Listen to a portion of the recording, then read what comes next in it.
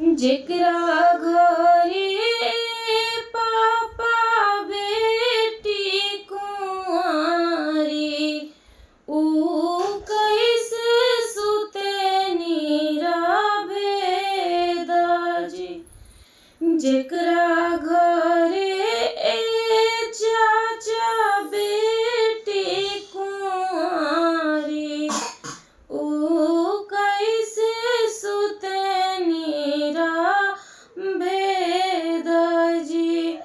जेकरा घरे भैया बहिनी कुंवारी, ऊ कैसे सुते नीरवे दाजी। कुछुए सुतिले बेटी कुछुए जागिले, कुछुए दहेजवा के सोच जी। कुछ